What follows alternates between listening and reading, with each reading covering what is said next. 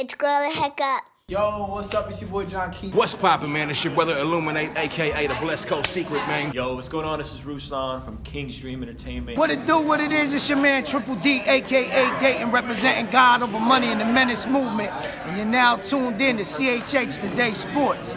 Yeah. Greetings once again to the four corners of the earth. Coach Harv here with Seek1st Sports Talk podcast. Brought to you by way of CHHTS, man, CHHTS Network. If you're not following us yet, please follow us Instagram, Facebook, Twitter. Special guest in the building today. Most of you guys see him already. Album dropped last week. Maybe almost a week and a half now, yeah? Right, a week and a half. Week and a half. Hurry Up and Wait drops. It's brand new, but before we get there, man, because I know you've been talking about it a lot. I just wanted to introduce you in as someone who has paid attention to the music and kind of watched what you've done before even being with God Over Money. You had a pretty busy 2017, man. I mean, yeah. And if the longevity thing, I know you did Hope Hop before, you did some things before even getting with God Over Money. So when you end up looking back to even January, Nobody Famous, February, you signed to God Over Money. I thought it was a good signing. I thought it was a good fitting as well. And then you're dropping a mixtape the way GOM usually does. And I had a question. Is it versatility or versatility, man? I've seen it spelled a couple different ways, man. Yeah, man. It's versatility. So word, man. So starting with 2017, because my question for you is with that album title, Hurry Up and Wait. I saw you on Track Stars, and I heard you break down what Hurry Up and Wait was for you. You're ready to go, but there's a process in how to get there. There's a vision that you're trying to get to. So did that start in 2017? Has it started before that? What has the journey been to Hurry Up and Wait for you, Jered? Yeah. I think it was 2017. To give it a bean, I think it was 2017. I ultimately in 2017, the album was done. I actually made it official with GOM in 2017. Like I think it was February. But I had already been kind of pretty much GOM a little bit before then. But I did my release party, and that's when we kind of got the word. I made the announcement I was going to be GOM. And right around then, I started working on the next project. Like it was kind of one of those things. Like I was like, all right, let's go ahead and get to work. Biz was like, put out a freestyle, get that done, and Hurry Up and Wait started being worked on. Now, what a lot of people don't know is, even though I talked about the job loss situation that happened right after I came to GOM, what a lot of people don't know, and I'm pretty sure Biz will get on me if I acknowledge this, but like when I lost my job, like versatility was Biz's way of helping me make some bread, like during that season where I was, struggling. And so like Biz put it up for donations so that people could contribute to the mixtape so that I could have something to bring home to the family. And then, when he saw that situation, he also allowed me to come on tour and work his merch table at that time. And it was actually at the expense of a homie of his who was working the merch table. And I ended up taking dude's spot. So that was really just Biz looking out during that season. Versatility, I was just rapping, had a bunch of raps waiting around. And Biz was like, yo, what you should do is, we don't want to give you, we don't want you to put out original music. We just want you to, take a bunch of industry beats and see what you come up with. I don't think he expected me to give like 13 plus the joints that I had, but he did. You know what I'm saying? Yeah. Right. So like 13 of them were like completely at the spur of the moment. And the other 4 were on a part of a little mini EP I did in like Black Friday of last year called the Black Friday mixtape. So those were the ones at the end. Man, and that's pretty dope. I mean, we're going to speak to the GOM thing because I know for me there's labels and then there's what I see as a brotherhood for me. Just from being in some of the same places that we're in, being in the Telegram groups. We're living in a society that at times seems to not want to have the tough conversation or not want to talk about struggle, or someone does fall, especially someone as yourself in the public spotlight. You're supposed to be a pioneer, carrying the torch, this, that, and the other. And I think the expectations for the lookers on, right? Mm-hmm. The ones that are supposed to be on the same team. It seems hard for them to be able to have conversation and especially disagreement in those areas, to where you think one thing about something in the world or in our walk with Christ, I may think another one. Just because we don't agree on a point doesn't mean we have to part ways. There's times that you do. Right. But speaking to that and listening to some of the topics, like I can't stop listening to Fear of Flying. And just that hook that you ain't really trying to fly. You just what is it? You ain't really trying to fly. You ain't really trying to fly. You too busy trying to fall down. Yeah.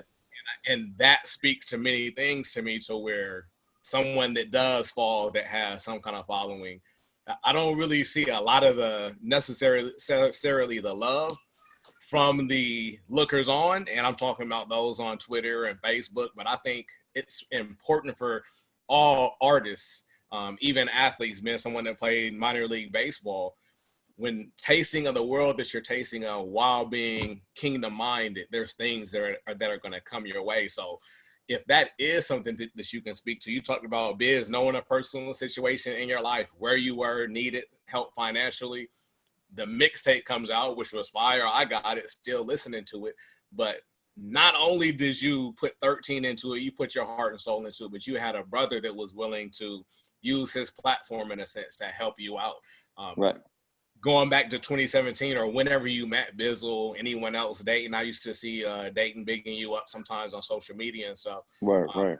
How long had you known those brothers and seen them around before signing on with GOM? I had known Dayton from 2016. I started knowing Dayton in 2016.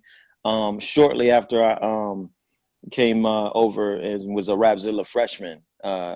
I think that was right around that time, because I had put out a mixtape, an album right after I came out as a Rapzilla freshman called Hope is Dope.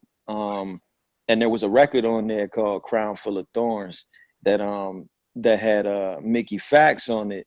And Dayton was real cool at one point with a guy who had referred him to that song. And then he was like, yo, this joint is fire. And then I reached out to him. Then what's crazy is, like, once Dayton started to rock, like Dayton was going like heavy with the push and support. He was like, yo, somebody got to sign this guy. He like reached out to Jason at Lamp Mode. He reached out to, Elect. He was like, yo, somebody got to sign this guy. And matter of fact, like, I remember DJ Official, rest in peace. DJ Official responded to something Dayton said. He was like, yo, if I had a label, I'd sign them.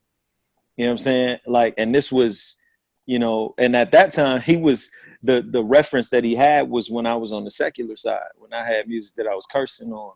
And so DJ Official was like, yo, I see it there. You know what I'm saying? I would have, if I had a platform, I would sign him. And then, shortly thereafter, he passed away later that year. But so I had known Dayton for like that whole year, and I had went to something in September in New York called the Kingdom Choice Awards. And I got like Up Next. I won the award for Up Next, and that's where I finally met like Biz and Seven and Selah and Bumps. And it just so happened to be like people, like, fun fact, that was the weekend that they recorded the GOM cipher at the park in New York, the most recent one that they did. Like, me and my wife were supposed to go, but we had left our daughter with my in-laws, so we had to push back up the road, so we couldn't go. Like, Ray from Grateful was like, yeah, come through to the barbecue, man, come through. And I was like, yo, I can't, I gotta go back home. And so I've known of Biz for a little while. Me and him have been chopping, just asking if it's anything I could pray for and all that, and then it just moved from there. And I think that's, you're about to go on tour with GOM as well. I think right before we were talking, this is your last day at home. Going out on tour, I know it's something you've done before, and I'm not familiar, and any listeners that may not be familiar, I know you did secular music for a while. When did you stop doing secular and start doing Christian music? It was shortly after I got married. So it was 2014.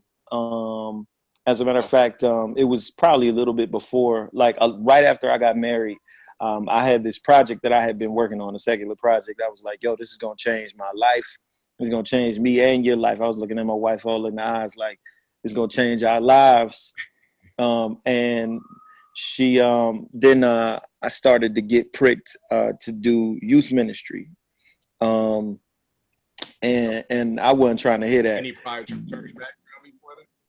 Yeah. You know, I had, you know, been in church, you know, in and out of church, pretty cyclical, revolving door, typical revolving door Christianity. But I got to the point where I started to really connect with the youth there. And it was two things that happened. My wife was like, nah, I can't support you if you do this. And then there was this woman who I look at like a church mother. She gave me my first Bible that I actually like used for myself.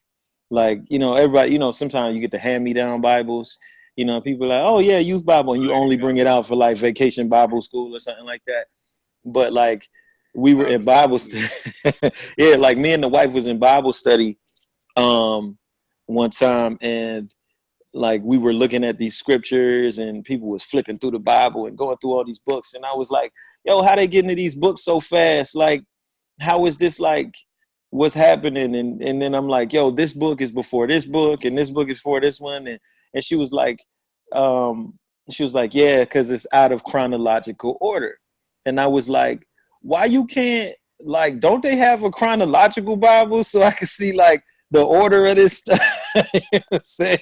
And she was like, it's crazy. It's crazy though. But I said, yeah, that would be dope, a chronological Bible. And like 2 weeks later, she gave me an engraved chronological Bible. You know what I'm saying? She was like, this is for you, son. You know, and she took me on as one of her own. So from then on, I think I could say that my curiosity got piqued. I wasn't making music at the time. As a matter of fact, I was kind of grieved when my wife wouldn't support it. And so I like put the mic down. Like I was like, I'm not rapping no more. And it took some time for me to kind of bounce back from that. Cause I was like, at that time, I thought Christian rap was whack. Like I thought it was whack. I was like, I don't know nobody. I wasn't exposed to it. So of course, naturally, if my, you know, people I was aspiring to be like was the best rappers in hip hop, you know what I'm saying? I wasn't thinking about Christian rappers at all. So everybody to me at that point was like, and I think I had only really known like 2 Christian rappers anyway. Like I knew Lecrae and I knew Biz because he did the Same Love rebuttal. Like that's the only 2 I knew. Like I didn't know no other Christian rappers at all. Wow. So you know, it kind of worked out that way, man. And you know, I finally got a rap song. It's a joint that probably got taken down off the internet. People can't even find it no more. It's a record called Real. And yo, I think that might have been one of the coldest joints I've ever done. Like I think that might be one of the coldest ones. Really? Yeah. You know, having it in the vault something hanging out, man. You never know. I might Throwback Thursday it or something like that. I don't know. Oh, there you go. Hey, that'll work too. So something you said that I want to try and latch on to, similar experience with baseball. I spent probably 15 years away from the game after I finished playing it. When you talked about not wanting to do rap anymore, I'm sure hurry up and wait fits into that. But what kind of things did you have to work through or process through in one coming to even that decision of, you know what, something that I enjoy doing, I'm not even going to do it anymore? Yeah, it's kind of like the 7 stages of grief, bro. I really went through them joints, man.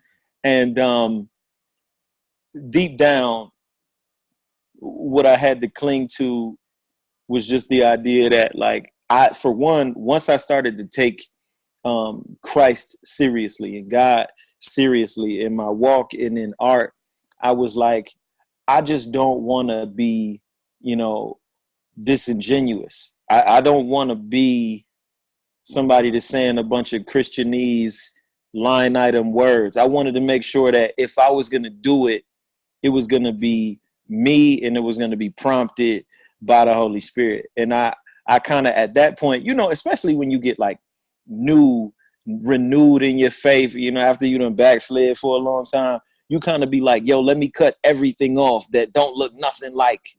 And I was like, yo, God don't want us to rap. You know what I'm saying? Like I was on some hardcore, forget rap. We need to listen to, gospel music. It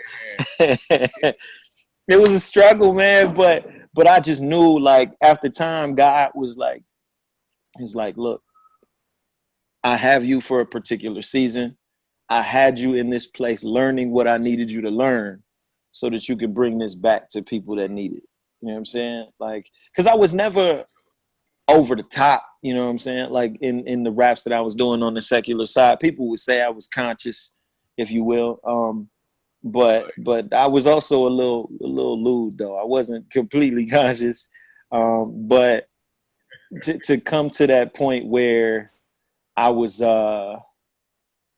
ready to do it the right way, it took some time, man. It was a tough process. But now I can't do nothing but it. You know what I'm saying? So I guess that's just out of the heart, the mouth speaks for real, man. Absolutely, man. Is that something you think spending the time with the youth like you did played into any of that at all? I mean, I think yeah, no doubt. No doubt. If they listen to Coach, play this, Coach, play that, I'm like, nah, you're gonna listen to this. Like I'm playing what I listen to. Right. Did they play a part in that, knowing some of the stuff they listen to? Because I'm one personally, I still listen to some secular music. I have an ear to what's going on, and I also know some people look at that like, oh, how could you?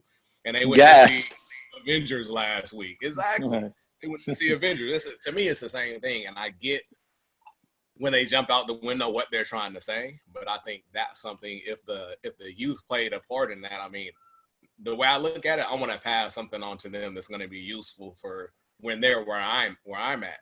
And right. Unfortunately, or fortunately, I can tell them how to and how not to do something. I think that plays a part, seeing some of the things that they may go through or that they're going through and trying to just help and guide them through those. Right. So yeah, no doubt.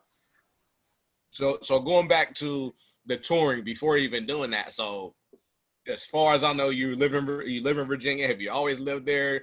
Married, 2 kids now, basically a newborn, right? And a 2-year-old, yes?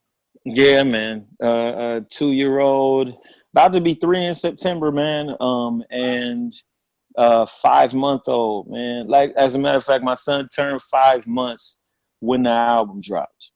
So it dropped on album drop day. He turned 5 months, man. So yeah. So is it something where how long are you going to be gone? I know first leg of the tour is coming up for GOM. And I'm going to be a little different. Okay. Yeah, I'm going to be a little different. I'm going to be jumping back and forth. I'm going to be pretty much flying in and out. So because I still got a Clark Kent. So I got to go and get that check and then go and get this, this GOM thing. So for me, I mean, it works out because I got the flexibility to do it. But yeah, I think plus I don't know if I could deal like with a little baby, 2 little kids. I don't know if I could do the whole like being gone like 7-8 weeks at a time. I don't think I could do that. Yeah, and that'd be tough, and that's why when you think about, again, this is one of those things where they see the music, they hear the music come out. They know the album just dropped. Oh, fire album. But this is the real life part where you're about to be away from your family for extended periods of time to go and speak and plant seeds in the hearts of people. And I think if there is something that you can say, because again, I'm thinking of, I hope you're praying for me as I fall down in that song again that I keep playing. And there's a line in there where you say, don't you say that you never sinned. And we all have, but we still, I believe, find ourselves at times with that stone looking at Mary Magdalene. And I think from someone that's heard you have some of even the more difficult conversations in different settings that we're in, to your lay Christian, whether they're, because the reason I want to speak to this is because on the album, you take time to, one, put in gospel music, you put in excerpts from messages to end or go into songs. And it's something in a chat room we're in. TD Jakes came up the other day, and I heard TD Jakes on the album, of course. What do you think personally? Because this is something, again, I love the music park and the hurry. But what do you think as someone in a position that you're in, traveling around different parts of the country, preaching the gospel one-to-one, individually, small group, and also by words over beats? What are some of the things on your heart along with the music that you would like to say to Christianity proper, if you will? Honestly, man, I think that we got to focus on one very simple thing, and that is, do not point out the speck and ignore the log in your own eye, man. Like, because here's the thing, there is life ain't easy, right? It's one of those things where, shut up, dog. Like, what it is the walk with Christ is simple, but it's not easy, right? And I think that there's a nuance that a lot of people just don't embrace when we talk about it. We know the steps that we need to take. We know what faith looks like. We know what even obedience looks like. But the difficulty that we always find ourselves in is when we start to take what we're going through and forget about how all of us sin and fall short of the glory of God. Now, I'm not one of those hyper grace guys either. So I'm not really one of those dudes that's just like grace, grace, grace, grace, grace, and no correction, right? But I am one of those people that's like, yo, before you do that, think about what you're about to say.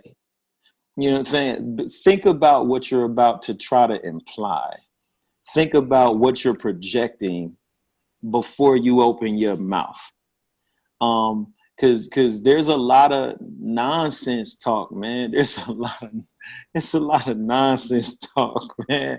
And it's worse because, like, when you go on social media, like, there's this hyperbole based perspective where it's like, you can't do this because if you do this, then you're not a Christian. And I'm like, wait a minute. So what makes me a Christian exactly?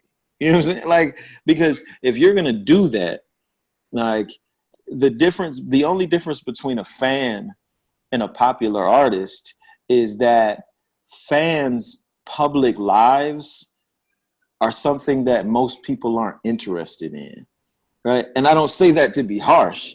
I don't say that to be harsh, but it's like, if these guys get a platform and they're elevated and, they make a mistake, the difference between Bizzle doing it versus, Trevor at his high school or middle school or wherever he's at is that 50,000 people to 100,000 people or more may find out about what happened with Biz. You know what I'm saying? Whereas that network high school might have 200 or 300 people that might know about that thing. And so I'm like, that's why we have to be careful. Like, are you praying before you have a criticism?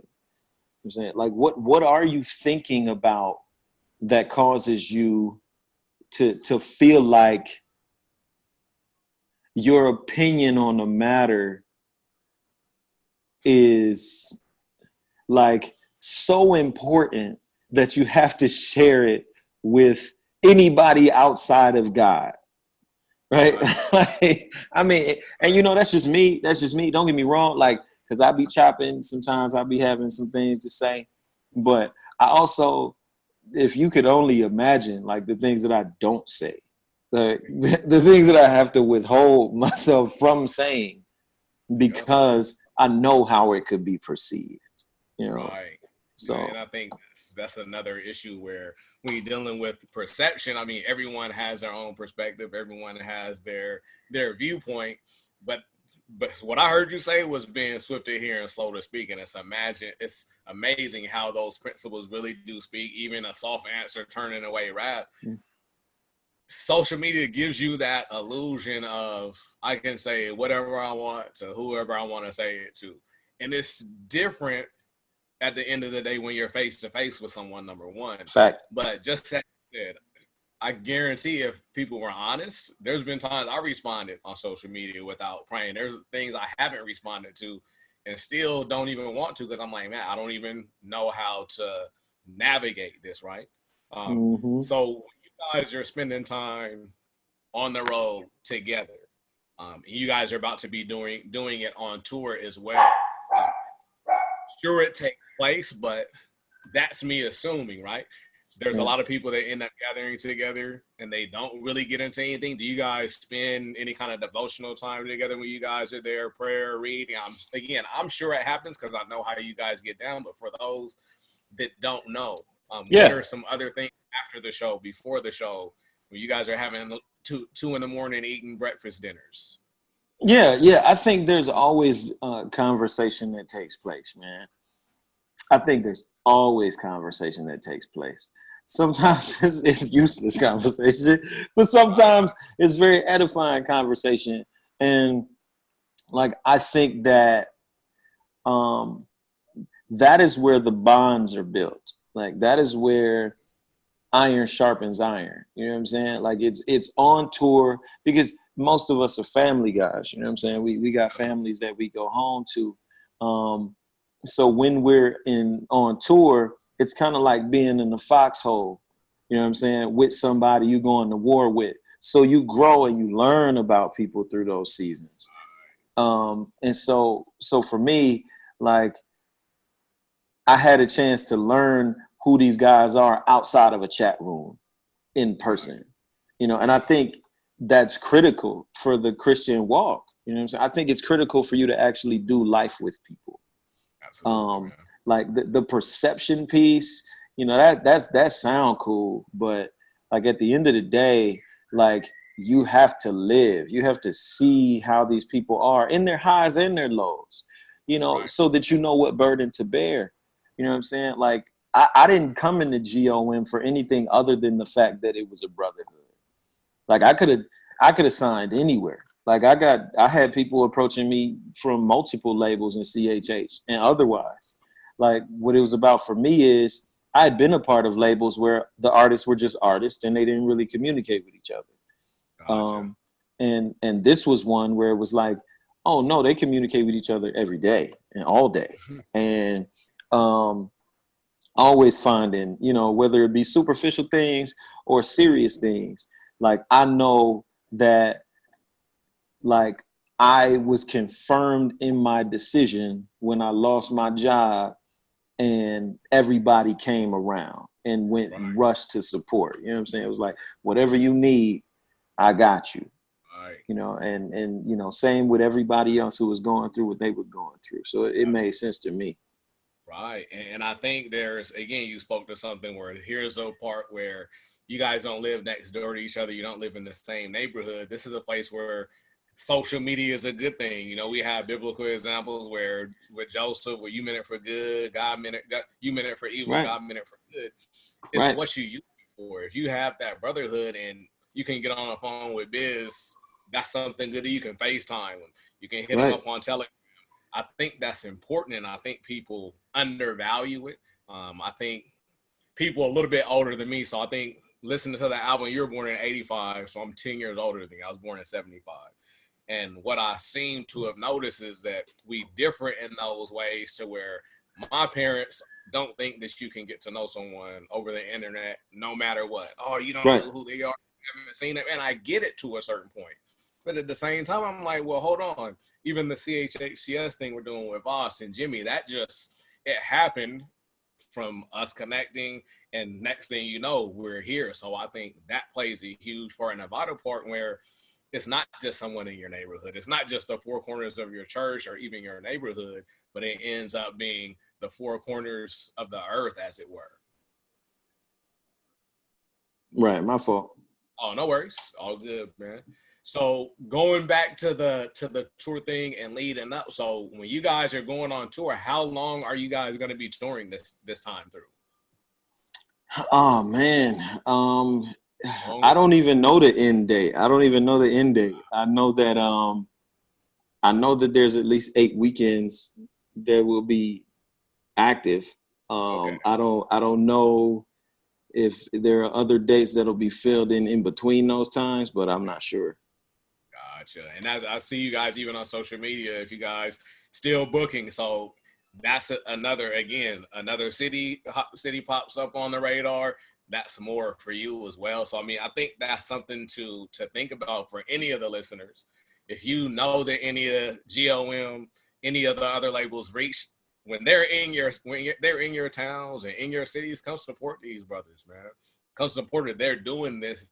Jered's about to leave his family. Bizzle, they're all about to leave their family. I think I saw Dayton and Selah on there as well. They're all about to leave their families. They're about to leave their lives to go out and carry the banner, if you will. However you look at it, whether you're a Christian that doesn't think that we should be rapping, look at the fruit, look what's being produced, and that's where I'm at. And I think that for you guys, I commend you guys for being able to do it, because I've done it in the minor leagues for months at a time, but it was before I had a family.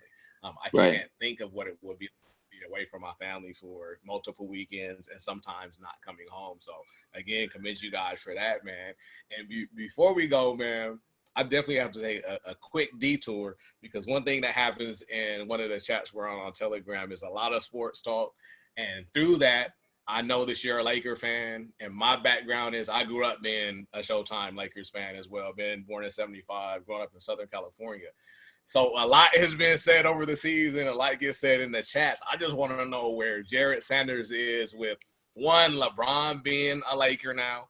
I know there's tons of Jordan and LeBron debates that happen all the time, but what do you feel like as a Laker fan, LeBron there? What are your expectations for him?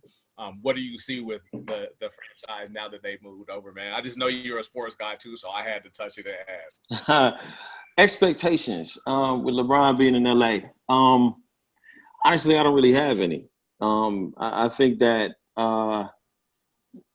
LeBron has already proven what he can do.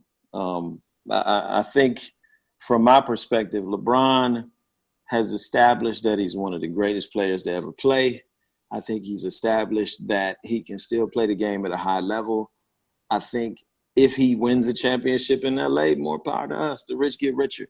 Like, if he never came to LA, though, like, I wouldn't be like, it's because he didn't want the pressure of playing for the Lakers. That doesn't matter to me. Like, I think LeBron James is a net plus. Like, anything that he does for us right now is better than we have had for the last several years, right? So, like, I think that instead of focusing on what he doesn't accomplish, how about focusing on the fact that now in LA, like, we're not a lottery team anymore? You know what I'm saying? Like, how about the fact that, like, we have a team that, in my opinion, is slept on. I think this team is very slept on. I think when you're talking about matchups, I think we're a tough matchup for anybody right now. I think when you get the ragtag bunch of dudes, like, it's like people are like, oh, Lance Stephenson's a team killer. And, you know, none of these guys that we've seen, like, outside of maybe Rondo, has ever even had the stigma of being a coach killer. You know what I'm saying? Right. Like, so Lance Stephenson might be erratic, but when he was in Indiana, he was a teamer. You know what I'm saying? Like, he wasn't going at Frank Vogel. You know what I'm saying? Like, he just played his position. Like, him and Paul George played their position. Him and what's the other dude that was there before him? It was Paul George and I can't remember. Any event, like they never came crazy at Frank Vogel. You know what I'm saying? He was a team guy. He started acting up when he went to like Brooklyn and like Charlotte and stuff like that. And it was like, oh, okay, well, nobody cares. Right. But like even Mike Beasley's never been the apex predator kind of superstar that could even be in the position for coaches to say he's a team killer. Because he never really played like that. You know what I'm saying? He came off the bench. He was a guy that got about 20 minutes while he was in Miami, maybe 15. Like he wasn't playing that much. Like, and even on a bad team in New York, he balled last year.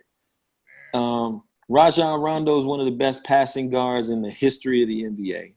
And he plays defense. And his jumper's gotten a lot better. Like he's a basketball mind who understands how to play the game.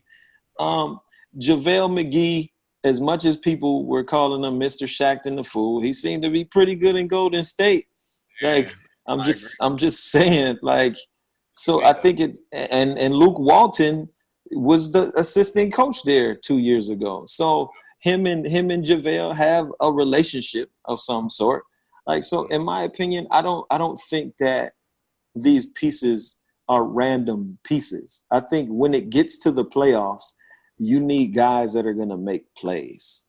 You need young players to get you through the regular season because they have fresher legs, but you need playmakers in the postseason. Like you saw it, Golden State just against Houston just ended up having more playmakers. Like, ultimately, that's what it boiled down to. When they played LeBron in the finals, they just had more playmakers. It was like it was nothing Bron could do. So for me, when I look at a guy like Mike Beasley who can get you 20, Lance with a focused mind could get you 15 and 5.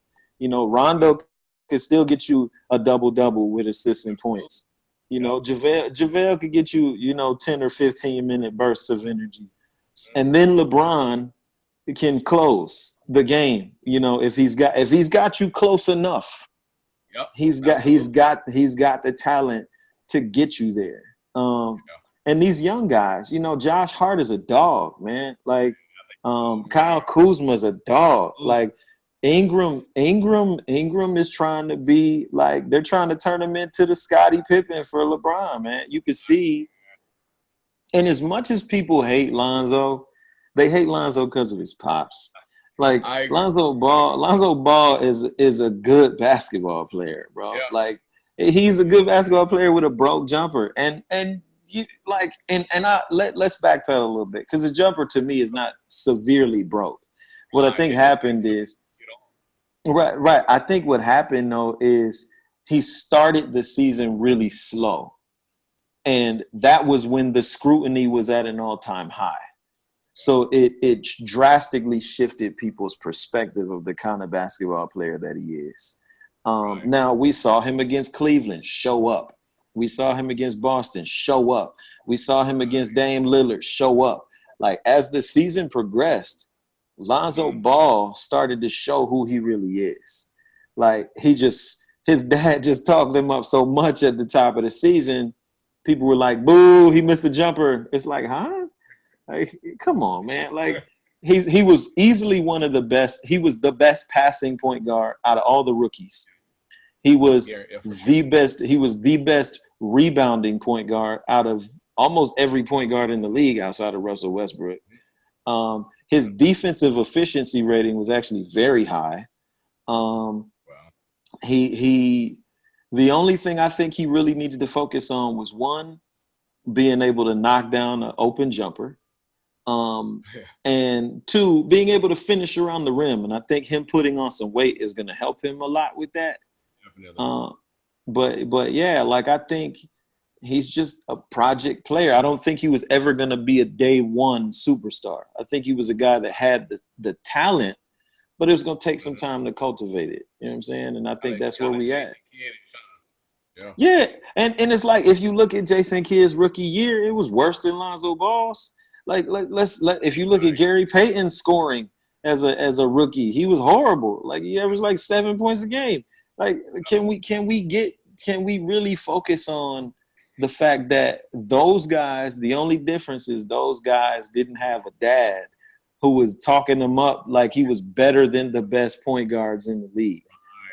That's all that happened. Like this kid came in with the expectations for him to walk on water, and you know he couldn't even skip rocks, and sometimes that just is what it is.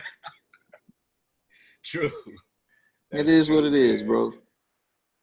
So no expectations really, but we'll see.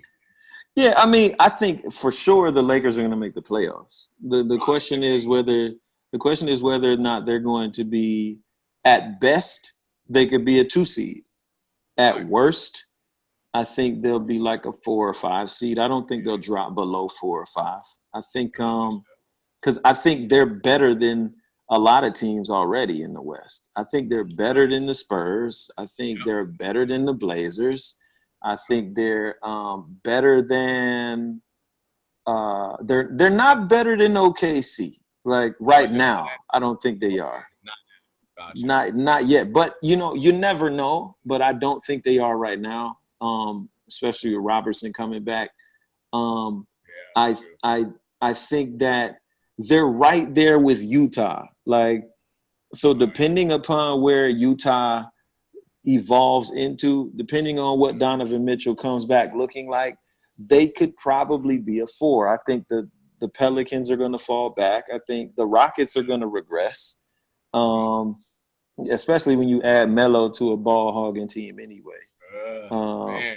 And they lost Trevor Ariza and Mbah Moute and, you know, those guys. So I think they're going to fall back a little bit. I think the Warriors are kind of locked to win it all.